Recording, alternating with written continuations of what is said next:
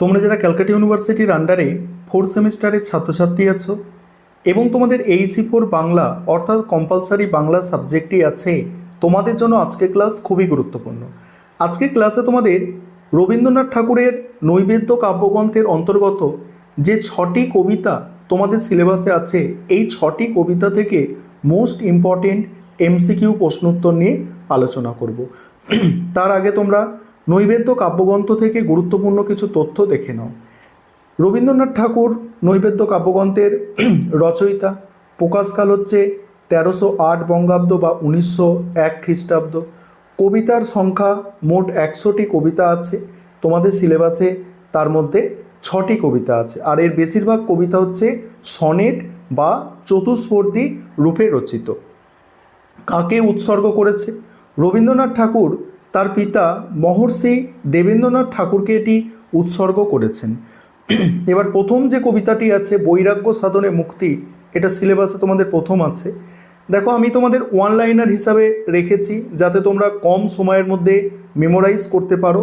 এর আগে আমি তোমাদের 4টি যে ছোট গল্প আছে ওই 4টি ছোট গল্প নিয়ে একটি ক্লাস দিয়েছি, আর এখন নৈবেদ্য কাব্যগ্রন্থ থেকে আরেকটি ক্লাস দিচ্ছি। দেখো, এই দুটো ক্লাস এবং তোমাদের মক টেস্টের প্রশ্নপত্র আমি দুটো দিয়ে রেখেছি, ওই দুটো দেখবে।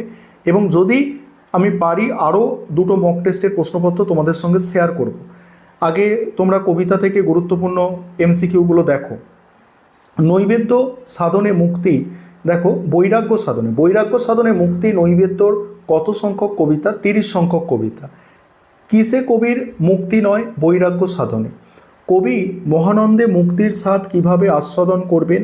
অসংখ্য বন্ধনের মাঝে। কবিতায় মৃত্তিকার পত্তখানি বলতে কি বোঝানো হয়েছে? মানব জীবন বা পার্থিব সত্তাকে বোঝানো হয়েছে। এই পৃথিবীর অমৃত রূপ রস কেমন? নানা বর্ণ ও গন্ধময়। কবি তার সমস্ত সংসারকে কত সংখ্যক বর্তিকায় আলোকিত করতে চান? 1,00,000 সংখ্যক বর্তিকায়। কোন প্রকার আরাধনা কবির আরাধনা নয়? ইন্দ্রিয়ের দ্বার রুদ্ধ করে যোগাসন। কবি কোথায় ঈশ্বরের আনন্দ খুঁজে পেয়েছেন? দৃশ্যে, গন্ধে, গানে, সব কটাতে। তোমার আনন্দ রবে তার মাঝখানে। এখানে কার আনন্দের কথা বলা হয়েছে? পরম সত্তা বা ঈশ্বরের আনন্দের কথা বলা হয়েছে। কবির মোহ কোন রূপে উজ্জ্বল হয়ে ওঠে? মুক্তি রূপে। কবির প্রেম কোন রূপে ফলিত হবে বা প্রকাশিত হবে? ভক্তি রূপে। এগুলো খুব গুরুত্বপূর্ণ। বর্তিকা শব্দের অর্থ হচ্ছে প্রদীপ বা প্রদীপের সলতে। বসুধা শব্দের অর্থ হচ্ছে কি? পৃথিবী। তারপরে দেখো, কবি প্রদীপের মতো কি জ্বালিয়ে তুলতে চান? সমস্ত সংসারকে। কার শিখায় কবি সংসারের লক্ষ্য বর্তিকা জ্বলে উঠবে? ঈশ্বরের। রুদ্ধ শব্দটির অর্থ কি? বদ্ধ। রবীন্দ্রনাথ ঠাকুর এই কবিতায় মূলত কোন মতবাদকে অস্বীকার করেছেন? সন্ন্যাস বা বৈরাগ্যবাদকে। বৈরাগ্য সাধনে মুক্তি সে আমার নয়, এই বিখ্যাত কবিতাটি রবীন্দ্রনাথ ঠাকুরের কোন কাব্যগ্রন্থের অন্তর্গত? নৈবেদ্য কাব্যগ্রন্থের অন্তর্গত। কবিতায় অসংখ্য বন্ধন বলতে কবি কি বুঝিয়েছেন? পার্থিব জীবনকে বুঝিয়েছেন। যোগাসন বলতে কবি কি বোঝাতে চেয়েছেন? ধ্যানকে বোঝাতে চেয়েছেন। পরের কবিতা হচ্ছে তোমাদের শতাব্দীর সূর্য আজি। এটা 64 নম্বর কবিতা নৈবেদ্য কাব্যগ্রন্থে। দেখো, শতাব্দীর সূর্য আজ কোথায় অস্ত গেল? রক্ত রঙিন মেঘের মাঝে। কোন উৎসব মরণের উন্মাদ রাগিনী বাজে? হিংসার উৎসবে। কে কুটিল ফণা তুলেছে? সততা হচ্ছে কুটিল ফণা তুলেছে। তারপরে সততা কোন রূপের কথা উল্লেখ করা হয়েছে? নাগিনী ও দয়াহীন উভয় রূপ। এই সমাজে সংঘাত বাঁধার কারণ কি? স্বার্থপরতা। সকলের মধ্যে লোভ জাগরিত হওয়ার ফল কি? সংগ্রাম ঘটে চলা। তারপরে প্রলয় মন্থন ক্ষোভে কিসের ধ্বনি ওঠে? বর্বরতা জেগে ওঠে। বর্বরতা কোন বেশ ধারণ করে? ভদ্র বেশ। বর্বরতা কোথা থেকে জেগে ওঠে? পঙ্কসজ্জা থেকে। তারপরে বলের বন্যায় কাকে ভাসানোর কথা বলা হয়েছে? ধর্মকে। কিসের নামে ধর্মকে ভাসানোর কথা বলা হয়েছে? জাতির প্রেমের নামে। কারা কারা ভীতি জাগ্রত করে চিৎকার করছে? কবি। কাদের গীতকে কবি কাড়াকাড়ির গীত বলেছেন শ্মশান কুকুরের গীতকে। রক্ত মেঘ মাঝে বলতে কবি কি বুঝিয়েছেন? রক্তবর্ণ মেঘের মধ্যে দিয়ে। দয়াহীন সততা নাগিনী, এখানে সততাকে নাগিনীর সাথে তুলনা করার কারণ কি? সততা অভাবকে তীব্র ও কুটিল বলে বোঝাতে। তারপরে গুপ্ত বিষদন্ত কার আছে বলে উল্লেখ করা হয়েছে? সততা নাগিনীর। তারপরে কবিতায় সংঘাত বাঁধার মূল কারণ স্বার্থ ও লোভ উভয়। প্রলয় মন্থন ক্ষোভে, এই শব্দটি কিসের তীব্রতা বোঝায়? প্রলয় ও মন্থনের ফলে সৃষ্ট ক্ষোভের। লজ্জা সরম ত্যাগী, কার লজ্জা সরম ত্যাগ করেছেন? ভদ্রবেশী বর্বররা। জাতিপ্রেমের নাম ধরিয়া, কারা জাতিপ্রেমের নাম ব্যবহার করেছে? অন্যায়কারীরা। তারপরে স্বার্থের সমাপ্তি থেকে দেখো, স্বার্থের সমাপ্তি এটা হচ্ছে 65 সংখ্যক কবিতা। এই নাম্বারিংগুলো খুব ভালো করে মাথায় রাখবে। দেখো কি বলা হচ্ছে, অপঘাতে কিসের সমাপ্তি? উত্তর হচ্ছে স্বার্থের। দুর্যোগের আধার কেমন? কাল বর্জ্য ঝংকারিত। একের স্পর্ধারে কভু নাহি দেয় কি স্থান। লোভের ক্ষুধা কেমন? অনালের ন্যায়। লোভের ক্ষুধা কিসের সঙ্গে সঙ্গে বৃদ্ধি পায়? স্বার্থের পূর্ণতা। নিজের খাদ্য অখাদ্য বিচার না করে কে সব কিছু জঠরে পুড়তে চায়? বিশ্ব ধরাতল। কে কাকে নির্দয় ও নির্লজ্জ করে তোলে? আহার ক্ষুধাকে। ঠিক আছে। তারপরে রুদ্রবাজ, রুদ্রবাজ কিভাবে নেমে আসে? গর্জন করে। মৃত্যুর সন্ধানে কে ছুটে চলেছে? জাতিপ্রেম। জাতিপ্রেম কি বহন করে চলেছে? স্বার্থ তরী। জাতিপ্রেম কার দিকে ছুটে চলেছে? গুপ্ত পর্বতের দিকে। জঠর শব্দের অর্থ কি? উদর। বিদীর্ণ বিকীর্ণ করি চূর্ণ করে তারে, এখানে তারে বলতে কাকে বোঝানো হয়েছে? স্ফীতিকে বোঝানো হয়েছে। কাল বজ্র ঝংকারিত, দুর্যোগ আধারে, এখানে কোন বিষয়টি বোঝানো হয়েছে?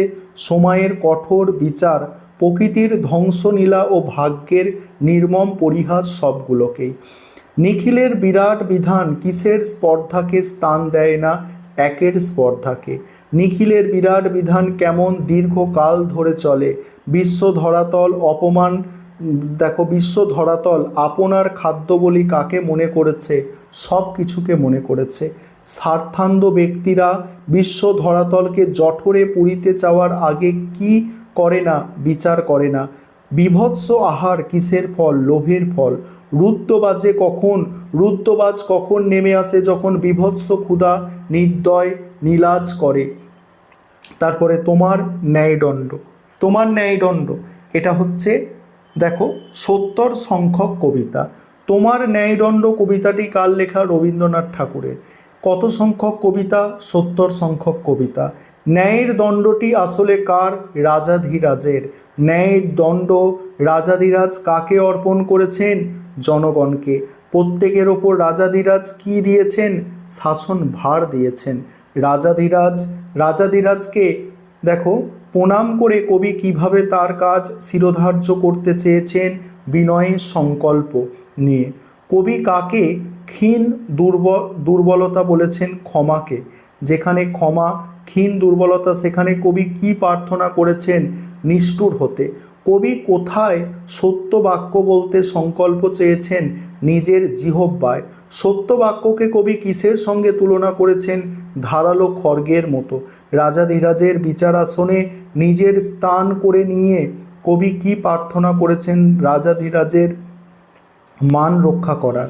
ঘৃণার দ্বারা কার তৃণসম দহনের কথা কবি প্রার্থনা হিসাবে জানিয়েছেন? অন্যায়কারী ও অন্যায় সহ্যকারী উভয়ের। শিরোধার্য শব্দের অর্থ কি? মাথায় তুলে নেওয়া। রাজাধিরাজ বলতে কবি কাকে বোঝানো হয়েছে? কবিতায় কাকে বোঝানো হয়েছে? ভগবান বা ঈশ্বরকে। নামিয়া তোমারে বলে কবি কি বলতে চেয়েছেন? শ্রদ্ধা ও বশ্যতা স্বীকার করা। তব কার্যে যেন নাহি ডরি কভু, কারে এখানে তব কার্য বলতে কার কাজ বোঝানো হয়েছে? রাজাধিরাজের কাজ। কবিতায় কবি কাকে রুদ্র বলে সম্বোধন করেছেন? রাজাধিরাজকে। রসনায় মম বলতে কবি কি বুঝিয়েছেন? রসনা মানে জিহ্বা, জিহ্বাকে বুঝিয়েছেন। কবি কার ইঙ্গিতে চলতে চেয়েছেন? ঈশ্বরের নির্দেশে। তোমার ন্যায়ের দণ্ড কবিতায় কবি কোন মনোভাব ব্যক্ত হয়েছে? অন্যায় ও অসত্যের বিরুদ্ধে কবির প্রতিবাদ। এবারে তারপরে আছে চিত্ত জেতা ভয় শূন্য, এটা হচ্ছে 72 সংখ্যক কবিতা। দেখো চিত্ত জেতা ভয় শূন্য কত সংখ্যক কবিতা? 72 সংখ্যক কবিতা। চিত্তজেতা ভয়শূন্য কোন কাব্যগ্রন্থের অন্তর্গত? নৈবেদ্য কাব্যগ্রন্থের অন্তর্গত। শিরের কোন অবস্থার কথা বলা হয়েছে? উচ্চ। কাকে মুক্ত আখ্যা দেওয়া হয়েছে? জ্ঞানকে। এই পৃথিবীকে কে খণ্ড ক্ষুদ্র করে রাখেনি গৃহের প্রাচীর? তারপরে বাক্য কোথা থেকে উচ্ছ্বাসিত হয়ে ওঠে? হৃদয়ের উৎস মুখ থেকে। কর্মধারা কিসের দ্বারা প্রবাহমান? নির্ধারিত স্রোতের দ্বারা। জাগতিক অজস্র কিছু চরিতার্থ করার জন্য কে ধেয়ে যায়? কর্মধারা। আচারের মরু বালু রাশির কোনো ক্ষমতা নেই বিচারের পথ গ্রাস করার, এবং পৌরস্যকে শতধা করার ক্ষমতা নেই। ঠিক আছে, তারপরে কি? বিশ্বপিতাকে কবি কিসের নেতা বলেছেন? কর্ম, চিন্তা ও আনন্দের নেতা।